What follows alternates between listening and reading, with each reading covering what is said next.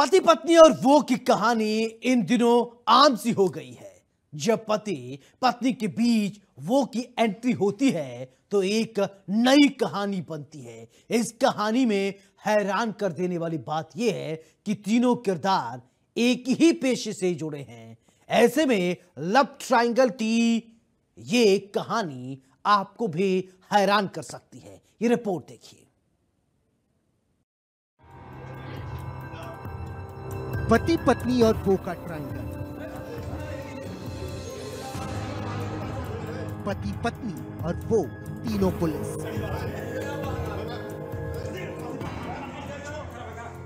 जमकर हुआ high voltage drama.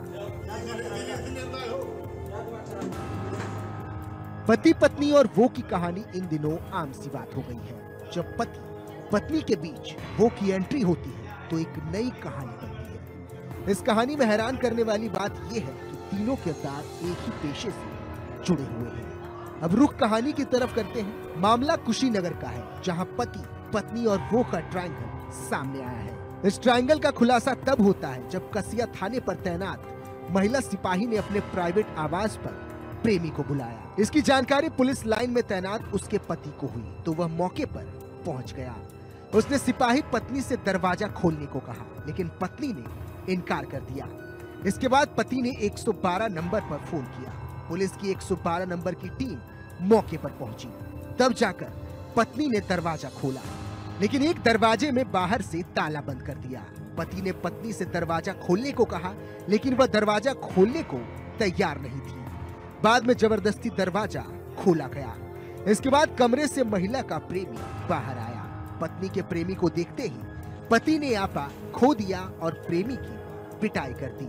मौके पर मौजूद पुलिस टीम ने बीच बचाव करते हुए महिला के प्रेमी को कसिया थाने भेज दिया। महिला, उसका पति और प्रेमी तीनों यूपी पुलिस के सिपाही हैं। महिला कसिया थाने पर तैनात है, जबकि उसका पति पुलिस लाइन में है और प्रेमी की तैनाती सेवहरी थाने पर है। काफी देर तक यह हाई वोल्टेज ड्रामा चलता रहा। महिला सिपाही के पति ने तहरीर देकर न्याय की गुहार लगाई है। 112 पुलिस ने खुलवाया दरवाजा। कुशीनगर जनपद के पुलिस लाइन में तैनात आरक्षी मिथिलेश यादव की शादी वर्ष 2023 में जनपद बलिया निवासी महिला कांस्टेबल सिंपी से धूमधाम से हुई थी। शादी के बाद सब कुछ ठीक ही चल रहा था। सिंपी की तैनाती वर्तमान में कसिया थाने में है। इसी दौरान कसिया थाने में ही तैनात सिपाही विश्वनाथ राय से सिंपी के अवैध संबंध हो गए। सिंपी और विश्वनाथ दोनों घंटों फोन पर लंबी बातें करते थे। इसका शक मिथिलेश यादव को हो गया था। रविवार सुबह उसे शक हुआ तो वह कसिया स्थित अपनी पत्नी के कमरे पर मिलने पहुंचा। कमरे पर पहुंचा तो सिंपी और विश्वनाथ कमरे में अर्धनग्न अवस्था में थे। यह स्थिति देखकर मिथिलेश आग बबूला हो गया। पहले तो वह खुद कमरे का दरवाजा खुलवाना चाहता था, लेकिन अंदर से दोनों ने दरवाजा नहीं खोला और मिथिलेश को धमकी देने लगी। इसके बाद मिथिलेश ने 112 नंबर डायल करके पुलिस बुला ली। जब 112 नंबर की पीआरपी गाड़ी पहुंची तब हाई वोल्टेज ड्रामा शुरू हो गया। बड़ी मुश्किल से जबरदस्ती कमरे का दरवाजा खुलवाया गया। उसके बाद महिला सिपाही सिंपी और उसके पति मिथिलेश यादव के बीच खूब कहमा-कहमी हुई। मौके पर पहुंची 112 नंबर की पुलिस ने कमरे को खुलवाया। तीनों यूपी पुलिस में है सिपाही। कुशीनगर के कसिया में दी गई तहरीर में आरक्षी मिथिलेश यादव ने लिखा कि वह साकीन विशुनपुरा पोस्ट चैनपुर गुलौरा थाना उभाव जिला बलिया का रहने वाला है और वर्तमान समय में आरक्षी पद पर रिजर्व पुलिस लाइन कुशीनगर में कार्यरत है। तहरीर में उसने लिखा कि मेरी शादी सिंपी यादव के साथ हुई थी और शादी के 4 दिन बाद विदाई हुई। विदाई के बाद सिंपी यादव 9 दिनों तक मेरे साथ मेरे घर पर रही। मेरी पत्नी सिंपी यादव भी पुलिस विभाग में महिला आरक्षी के पद पर थाना कसिया में कार्यरत है। उसकी पत्नी सिंपी कुछ दिनों से सेवहरी थाने पर तैनात आरक्षी विश्वनाथ राय से फोन पर बातें करती थी। 31 अगस्त को समय 8:20 पर अपनी पत्नी सिंपी यादव के आवास कसिया पर गया तो देखा कि दोनों लोग अर्धनग्न अवस्था में कमरे में थे। विरोध करने पर दोनों लोग जान से मारने की धमकी देने लगे। हम प्रार्थी बाहर निकलकर दरवाजा बाहर से बंद करके डायल यूपी 112 पर सूचना दी गई। मौके पर पीआरपी 5793 गाड़ी आई और दोनों लोगों को लेकर चली गई। सिपाही मिथिलेश का कहना है कि उसकी पत्नी के अवैध संबंध सिपाही विश्वनाथ से पिछले 2 साल से है। मिथिलेश दोनों के खिलाफ विभागीय कार्रवाई की मांग करते हुए प्रार्थना पत्र दिया। साथ ही कहा कि वह अब अपनी पत्नी के साथ नहीं रहना चाहता। अब देखना यह है कि इस पूरे मामले को लेकर पुलिस जांच में क्या कुछ सामने आता है और पति पत्नी और वो वाले ट्रायंगल में। कुशीनगर के कस्या थाने में तैनात महिला आरक्षी के आवास पर उस वक्त हंगामा मच गया जब उसके आवास पर उसका पति अचानक पहुंच गया। कमरे में पत्नी के साथ उसके प्रेमी को देखकर पति भड़क गया और उसने वहां पे हंगामा खड़ा करना शुरू कर दिया। इस दौरान आरक्षी महिला सिपाही ने अपने प्रेमी को कमरे के अंदर बंद कर दिया और दरवाजे पर अड़कर खड़ी हो गई।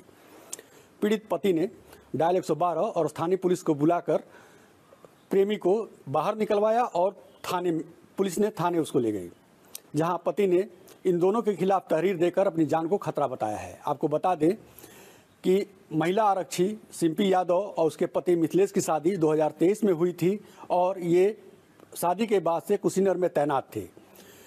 महिला का प्रेमी विश्वनाथ राय कुशीनगर के सेवरही थाने में तैनात है, तो वहीं महिला का पति Mithilesh Yadav Kushinagar reserve police line में तैनात है। कुशीनगर से इंडिया न्यूज के लिए मनीष मिश्रा। देश में धर्मांतरण के मामले एक बड़ी चुनौती है।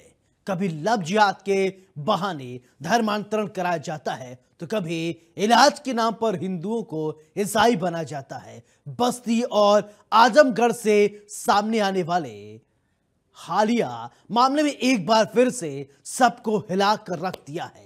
ये रिपोर्ट देखिए और समझिए आखिरकार ये माजरा है क्या। धर्मांतरण का गंदा खेल, ईसाई मिशनरियों का पर्दाफाश, हिंदू संगठनों का बड़ा खुलासा, इलाज के नाम पर धर्मांतरण।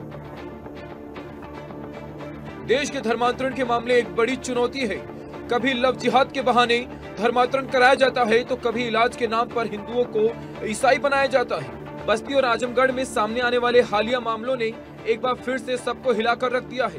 पहला मामला बस्ती का है, जहां पुरानी बस्ती थाना क्षेत्र के रानी पोखरा मोहल्ले के एक मकान में प्रार्थना सभा के बहाने रविवार को धर्म परिवर्तन कराने की कोशिश का मामला सामने आया है। बड़ी संख्या में महिलाओं पुरुषों को बुलाकर प्रार्थना सभा कराने की सूचना पर विश्व हिंदू महासंघ के जिला अध्यक्ष अखिलेश सिंह कादी पुलिस के साथ मौके पर पहुंचे। वहां ईसाई धर्म से जुड़े पुस्तकें भी मिली हैं। एसओ महेश सिंह ने बताया कि केस दर्ज कर छानबीन की जा रही है। पुलिस ने वहां से 25 से 30 महिलाओं पुरुष को थाने ले गई है। उन सब से पूछताछ में पता चला कि हरिहर प्रसाद व शिवशंकर ने उन लोगों को बुलाया था। बाद में काफी संख्या में हिंदू संगठनों के लोग थाने पर पहुंच गए।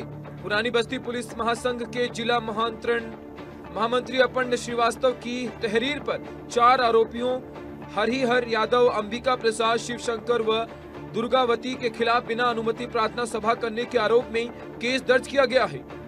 तहरीर में आरोप लगाया गया है उक्त लोग अनुसूचित जाति के लोगों को लालच देकर ईसाई धर्म कबूल करने का दबाव बना रहे हैं। विश्व हिंदू महासंघ के जिला अध्यक्ष अखिलेश सिंह ने प्रेस विज्ञप्ति पे बताया कि भोले भोले लोगों को ईसाई बनाने का सुनियोजित खेल चल रहा है। यदि निष्पक्षता से जांच हो तो बड़े पैमाने पर धर्मांतरण का खुलासा हो जाएगा। महासंघ के अभय प्रताप सिंह, विवेक श्रीवास्तव, विपिन सिंह, राकेश सिंह, सौरभ तिवारी, चंचल कश्यप ने बताया कि ऐसी कोशिश को कामयाब नहीं होने दिया जाएगा। हालांकि बस्ती एकमात्र ऐसी जगह नहीं है। आजमगढ़ से भी धर्मांतरण का एक ऐसा ही मामला सामने आया है। आजमगढ़ जिले के दीदारगंज थाना क्षेत्र में धर्मांतरण का मामला सामने आया है। मामले की जानकारी मिलने के बाद गांव के लोगों ने इस मामले की शिकायत पुलिस को दी है। मौके पर पहुंची पुलिस ने 2 आरोपियों को हिरासत में ले लिया है। मामले में दीदारगंज थाना क्षेत्र के रहने वाले रोशन राजभर की तहरीर पर मुकदमा भी दर्ज करा लिया गया है। पुलिस को दिए शिकायती पत्र में दीदारगंज थाना क्षेत्र के फूलेश के रहने वाले रोशन लाल राजभर पुत्र राम सुंदर राजभर ने थाने पर लिखित तहरीर देकर बताया कि गांव के पिता गीता पत्नी इंद्रेश्वर राजभर द्वारा घर पर सत्संग का आयोजन किया जा रहा था, जिसे सुनने पहुंचा तो देखा कि हिंदू धर्म के देवी देवताओं को गाली दी जा रही है तथा गांव के महिलाओं बच्चों को भूत प्रेत ठीक करने के नाम पर अंधविश्वास फैलाया जा रहा है। दीदारगंज थाना क्षेत्र के अंतर्गत एक फुलेश गांव है, जहां पर हम लोगों को सूचना प्राप्त हो रही थी पिछले कई हफ्तों से कि वहां पर धर्मांतरण का कार्यक्रम एक गीता देवी और पत्नी इंद्रेश राजभर उनके द्वारा अपने घर पे कराया जा रहा है, जहां पर गांव की भोली भाली महिलाओं और बच्चों को बुला करके भूत प्रेत ठीक करने के नाम पर उनका धर्मांतरण कराने का प्रयास किया जा रहा था। उसकी वीडियो फुटेज भी पिछले हफ्ते आई थी, जहां पर हालेलुया हालेलुया करके लोग चिल्ला रहे हैं और वहाँ पे भूत खिलवा जो होता है गांव में, वो सब कृत्य हो रहे हैं। उसकी सूचना पुलिस को दी गई, लेकिन पुलिस ने कहा कि यहाँ पर कोई धर्मांतरण की गतिविधि नहीं मिली है, यह सामान्य पूजा पाठ था। लेकिन धर्मांतरण इसी तरह से होता है, जो ईसाई धर्मांतरण होता है उनका चंगाई सभाओं का आयोजन होता है, उसमें भूत प्रेत ठीक करने के नाम पे दवाएं दी जाती हैं, पानी फूंक के दिया जाता है और ऐसे करके धीरे धीरे धर्मांतरण उनका ब्रेनवाश होता है। रोशन लाल ने बताया कि मेरे विरोध करने पर पैसे का लालच देकर ईसाई धर्म परिवर्तन के लिए कहा गया। धर्म परिवर्तन के मामले में गीता देवी का देवर चंद्रेश भी मौके पर सहयोग कर रहा था। तहरीर के आधार पर पुलिस ने गीता देवी व चंद्रेश के खिलाफ धर्म परिवर्तन करने के मामले में मुकदमा पंजीकृत करा लिया है तथा दोनों लोगों से पूछताछ की जा रही है। वहीं इस बारे में जिले के एसपी ग्रामीण चिराग जैन ने बताया कि मामले में रोशन लाल की तहरीर पर मुकदमा दर्ज कर लिया गया है। इसके साथ ही 2 संदिग्धों को हिरासत में लेकर पुलिस पूछताछ कर रही है। जिले में धर्मांतरण का यह कोई पहला मामला नहीं है, इसके पहले भी कई मामले इस तरह के सामने आ चुके हैं। Bureau report, India news.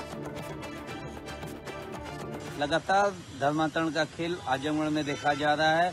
अब बीती दिनों आजमगढ़ के दीदारगंज थाना अंतर्गत एक गांव में धर्मांतरण एक मकान में कराया जा रहा था, जिसमें जो है ग्रामीण को भी इकट्ठा किया था। उसी ग्रामीण में से एक व्यक्ति जो श्याम सुंदर राजभर नाम का व्यक्ति था, उसको भी बुलाया गया था। उसने हालांकि इस चीज को देख करके विरोध भी किया, तो उसको पैसे का भी प्रलोभन दिया जा रहा था कि तुम पैसे ले लो और शांत हो जाओ, जिसको उसने न मानते हुए पुलिस को सूचना दी। पुलिस के पहुंचने में पता चला कि तमाम तरह के लोग वहां इकट्ठा थे और पूजा पाठ के नाम पे धर्मांतरण कराया जा रहा था। यहाँ तक कि उन लोग को बीमारी का भी आश्वासन दिया जाता था, बीमारी भी आपकी दूर हो जाएगी, भयंकर से भयंकर बीमारी दूर हो जाएगी। इसी का प्रलोभन देके भोली भाली जनता को अवैध धर्मांतरण के रूप में उन लोग को शिकार बनाया जा रहा था, जिसको देखते हुए पुलिस ने जो है एसआई सीओ ने जो है पुलिस की पूरी टीम पहुंच करके अवैध धर्मांतरण करने वालों को गिरफ्तार किया, जिसमें से 2 लोग गिरफ्तार होकर के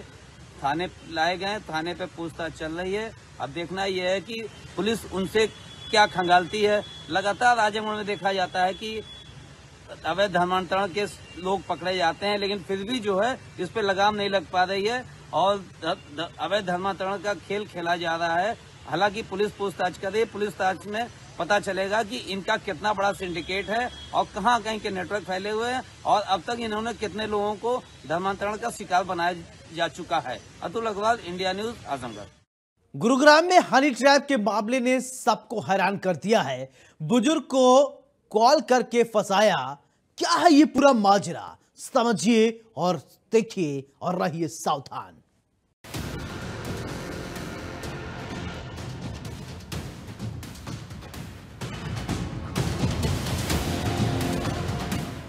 पहले किया मिस्ड कॉल, फिर कर ली दोस्ती।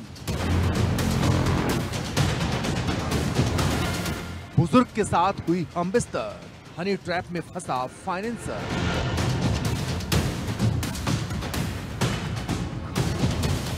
बुजुर्ग का कहना, इस स्त्री से बच के रहना।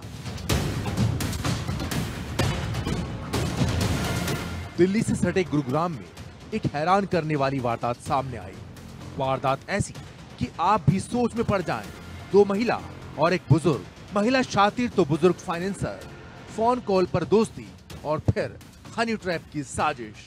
गुरुग्राम में 2 महिलाओं ने एक बुजुर्ग फाइनेंसर को अपने प्रेम जाल में फंसाकर उसे ब्लैकमेल किया, उससे लाखों रुपए की डिमांड की और जब बुजुर्ग ने रुपए देने से साफ इनकार कर दिया तो उस पर रेप का आरोप मढ़ दिया, क्योंकि उनमें से एक महिला बुजुर्ग के साथ हम बिस्तर हो चुकी थी। जानकारी के मुताबिक बुजुर्ग रामलाल फाइनेंस का काम करते हैं। एक दिन उनके नंबर पर एक मिस्ड कॉल आई। उन्होंने कॉल बैक किया तो उधर से एक महिला बात कर रही थी। बातों बातों में महिला ने पीड़ित रामलाल से रिश्तेदारी निकाल दी। रिश्तेदारी की बात सुनकर रामलाल महिला के झांसे में आ गए। जान पहचान बढ़ने के बाद महिला ने अपनी एक और महिला साथी के साथ मिलकर बुजुर्ग से बात करनी शुरू कर दी और एक दिन दोनों महिलाएं बुजुर्ग के घर पहुंच गई, जहां एक महिला ने बुजुर्ग के साथ अपनी मर्जी से शारीरिक संबंध बनाए और उसके बाद महिलाओं ने बुजुर्ग को रेप के झूठे मामले में फंसाने की धमकी दी। इतना ही नहीं, आरोपी महिलाओं ने रामलाल से 10 लाख रुपए की डिमांड भी की, लेकिन बुजुर्ग ने रकम देने से साफ इनकार कर दिया। मामला हाथ से निकलता देख एक महिला ने बुजुर्ग रामलाल के खिलाफ रेप का केस दर्ज करा दिया। बात यहीं खत्म नहीं हुई। बुजुर्ग को डराने के लिए एक नया किरदार सामने आया, जिसका नाम था कुलदीप। पेशे से वकील कुलदीप ने पीड़ित बुजुर्ग रामलाल को कॉल किया और धमकी देते हुए कहा कि अगर कम से कम 6.5 लाख रुपए नहीं दिए तो केस वापस नहीं होगा और उन्हें जेल जाना पड़ेगा। बुजुर्ग रामलाल इज्जत जाने के डर से पूरी रात सो नहीं पाए। उन्होंने कई रातें डर के साए में काटी, लेकिन जब उनसे बर्दाश्त नहीं हुआ तो उन्होंने अपनी बेटी को सारा वाकया बता दिया। बेटी ने तत्काल गुरुग्राम के डीसीपी से मुलाकात की, साथ ही हरियाणा महिला आयोग और एकम न्याय फाउंडेशन की मदद से पालम विहार थाने में मामला दर्ज करा दिया। पीड़ित बुजुर्ग ने एक ऑडियो रिकॉर्डिंग भी पुलिस को सौंपी, जिसमें आरोपी वकील कुलदीप 6.5 लाख रुपए की डिमांड कर रहा था। इतना ही नहीं, कुलदीप ने रिकॉर्डिंग में दावा किया कि उनका एक गैंग पूरे हरियाणा में एक्टिव है और वो बुजुर्ग को किसी भी कीमत पर नहीं छोड़ेंगे। इस मामले में पुलिस को एक कंप्लेंट एक महिला के द्वारा दी गई थी कि 2 महिलाओं और एक व्यक्ति के द्वारा उनके फादर को लगातार किसी झूठे मामले में फंसा करके और पैसे की डिमांड की जा रही है, जिसके ऊपर गुरुग्राम पुलिस के द्वारा पालम विहार पुलिस स्टेशन में एफआईआर रजिस्टर की गई थी। इस मामले इन्वेस्टिगेशन के दौरान एक व्यक्ति के सहित में 2 अन्य जो महिलाएं थी, कुल मिलाकर के 3 आरोपी थे। ये जो व्यक्ति था जिसको पुलिस के द्वारा अरेस्ट किया गया है, इसकी पहचान कुलदीप के रूप में हुई है, जो कि भिवानी का ये स्थायी रूप से रहने वाला है और फिलहाल गुरुग्राम में ये वकील के तौर पर ये काम करता है। इसके अलावा जो 2 अन्य थी, इसमें वो दोनों ही महिलाएं हैं। एक 24 वर्षीय महिला है, दूसरी इसमें 47 वर्षीय महिला है। एक दिल्ली की रेजिडेंट है और दूसरी रोहतक की रेजिडेंट है। तीनों ही एक्यूज को पुलिस के द्वारा अरेस्ट करके और कोर्ट में पेश करके जेल भेजा। ऑडियो रिकॉर्डिंग सुनने के बाद पुलिस एक्शन में आई और वकील कुलदीप समेत तीनों आरोपियों को गिरफ्तार कर लिया।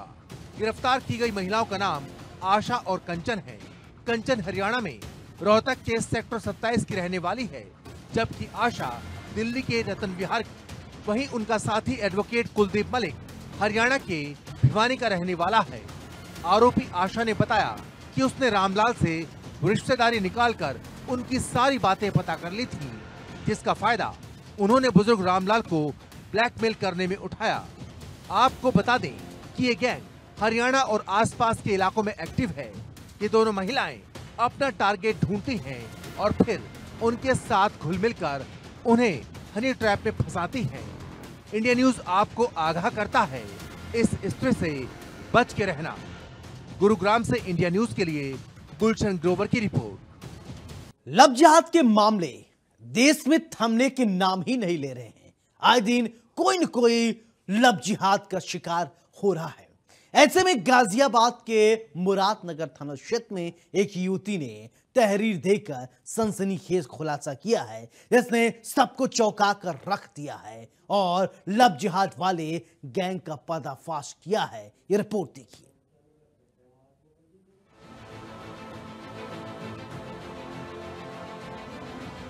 जुबैर अली बना राहुल, नाम बदलकर युवती से की दोस्ती, नौकरी के नाम पर किया दुष्कर्म, वीडियो बनाकर किया ब्लैकमेल, युवती बनी लव जिहाद का शिकार। लव जिहाद के मामले देश में थमने का नाम नहीं लेते। आए दिन कोई ना कोई इस लव जिहाद का शिकार हो रहा है।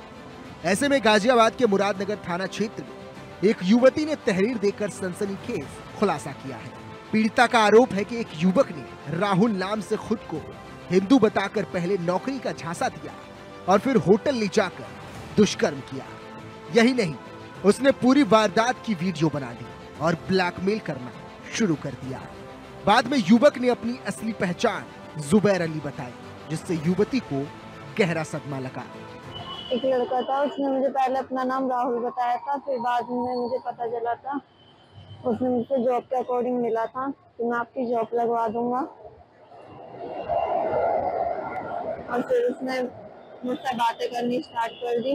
कुछ टाइम वो मुझसे डेली मिलने लगा, बातें करने लगा। उसने बोला था मेरी जान पहचान है हॉस्पिटल में, मैं आपकी जॉब लगवा दूंगा। आपको कैसे पता लगा कि वो मुस्लिम? वो मेरे को अपने साथ लेकर के गया, तो तब मैंने उसकी आईडी देखी थी, तो तब मेरे को बाद में पता चला था कि वो मुस्लिम है। युवती का कहना है कि आरोपी ने वीडियो के दम पर बार बार होटल बुलाकर उसके साथ संबंध बनाए। इतना ही नहीं, ब्लैकमेलिंग के दौरान वह उसके घर से सोने की अंगूठी, कुंडल, चांदी का सैंपल और 2 मोबाइल फोन भी ले गया।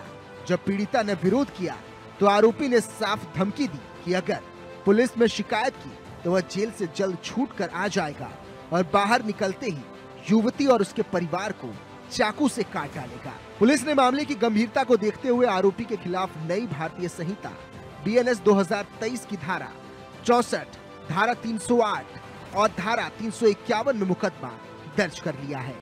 इस घटना के सामने आने के बाद हिंदू संगठनों में आक्रोश फैल गया है। संगठनों ने इसे साफ तौर पर लव जिहाद का मामला बताया है।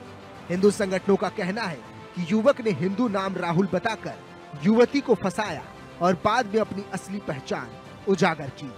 संगठन के कार्यकर्ता पीड़िता के साथ थाने पहुंचे और आरोपी की कड़ी सजा की मांग की। मेरा नाम गुलशन राजपूत है और मैं गौरक्षा दल से जिला अध्यक्ष हूँ गाजियाबाद से। आज यहाँ मुरादनगर थाने आना कैसे? मुरादनगर थाने में मुरादनगर के गांव निवासी एक 20 साल की गुड़िया है और उसके साथ एक लड़का है। जॉब के रिगार्डिंग उसने फोन किया था उसे कि मैं आपकी जॉब लगवा दूंगा और उसके साथ फिर गलत काम किए। आपने साथ उसमें ले गया, क्या नाम है, होटलों में ले गया और उसके बावजूद अपना नाम राहुल नाम बता के जब उसकी आईडी वगैरह चेक हुई तो गुड़े को पता पड़ा, फिर उसने मतलब अपना असली नाम जुबैर अली बताया। अभी फिलहाल हमने थाना अध्यक्ष महोदय को एप्लीकेशन दे दिया है और कार्रवाई चल रही है अभी। फिलहाल इस पूरे मामले ने एक बार फिर रफ्तार पकड़े लव जिहाद विवाद को हवा दे दी है और यह सवाल खड़े कर दिए हैं कि कब तक झूठी पहचान और छल से मासूम युवतियों की जिंदगी बर्बाद होती रहेगी और कब तक ऐसे मामलों पर लगाम लग पाएगा। गाजियाबाद के मुरादनगर थाना क्षेत्र में एक लव जिहाद का मामला सामने आया है। दरअसल इस मामले में युवती ने थाने में जाकर शिकायत दी है। उस शिकायत में युवती की तरफ से ये बताया गया है एक राहुल नामक व्यक्ति उससे मुलाकात करता है और उससे कहता है कि उसे नौकरी दिलाएगा, अच्छी जगह नौकरी दिलाएगा। जैसे ही नौकरी का झांसा युवक के द्वारा दिया गया और कुछ दिन वो साथ में रहे और साथ में रहने पर युवती को ये पता लगा कि उसका नाम राहुल नहीं है, उसका नाम जुबैर है। इस जुबैर नाम का जब उसको पता लगा इस बात का, उस युवती के द्वारा विरोध भी किया गया। इस विरोध करने के बाद युवती को लगातार प्रताड़ित किया जा रहा था और साथ ही इस शिकायत में ये भी कहा गया है उसके जो तमाम जेवरात थे वो भी इस युवक के द्वारा हड़प लिए गए हैं और साथ ही होटल में ले जाकर इसके साथ शारीरिक शोषण भी इसके द्वारा किया जा रहा था। तो तमाम ऐसी शिकायत जो है थाने में दी गई है। अब इस पूरे मामले पर पुलिस इस शिकायत के आधार पर जांच भी कर रही है और जांच के बाद ही पूरी चीज़ें क्लियर हो पाएंगी। गाजियाबाद से अनिल चौधरी, इंडिया न्यूज़।